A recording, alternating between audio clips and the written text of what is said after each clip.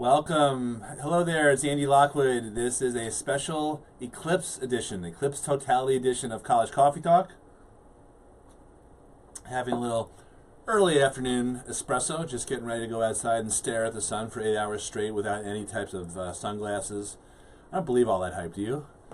So I have a couple thoughts that are slightly Eclipse related. First of all, what's up with so many people all of a sudden just going nuts about about this eclipse?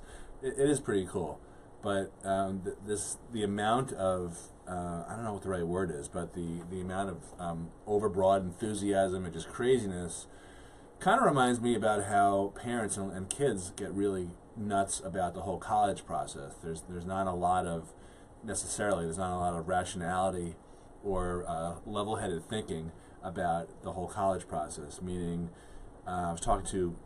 for example, I was talking to a mom today whose kid was nervous about applying to other schools on her list because there were a couple of her friends at her high school who were also seriously considering those schools, and she didn't want to, take away their spot if she got into those schools. So first of all, who's to say that she's going to get in? Second of all, that's not how it works.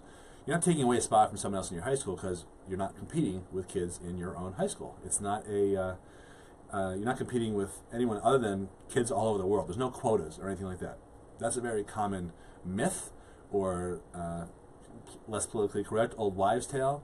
And that's sort of my second thought on this whole eclipse thing is centuries ago, I guess before we were more sophisticated as a species, or in certain cultures, we thought we would look up and we thought like that the gods were fighting, or the end of the world was coming, or something terrible like that.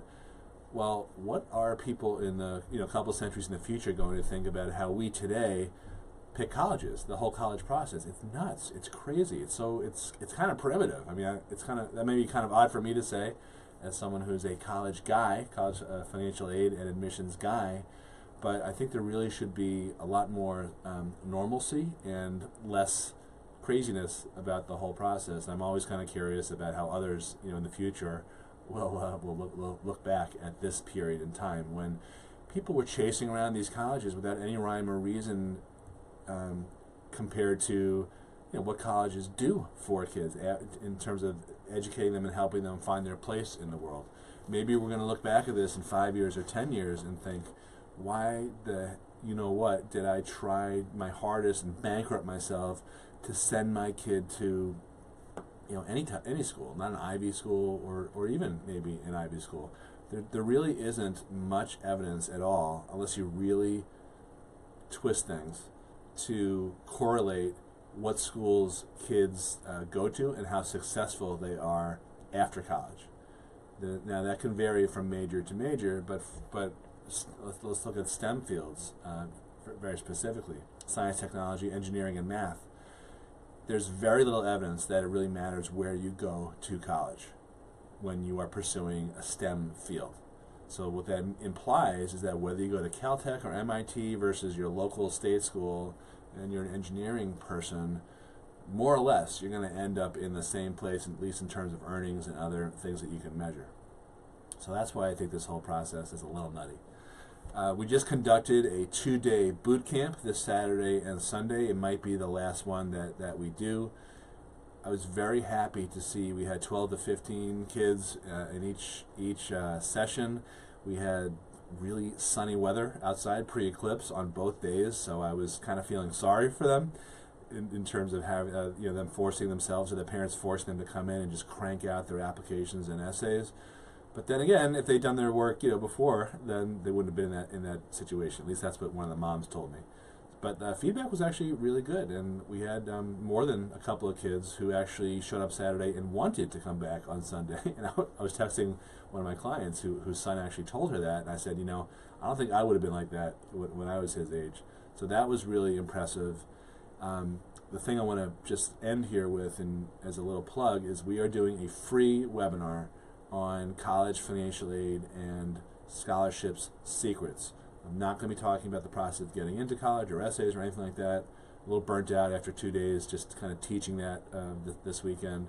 But this Wednesday, and the link for it is right here, it's another College Success for Less show, you can register at cs4l.tv, and the S is, well, it stands for College Success for Less. And it's a live webinar. Your questions are more than welcome, assuming we all survive the eclipse.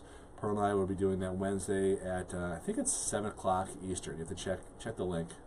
I'm not sure if it's 7 or 7:30, but we'll be live and unfiltered, and we're going to be answering questions about how to get the money that you need and otherwise deserve to be able to afford to send your kid to their dream college. A lot of parents leave.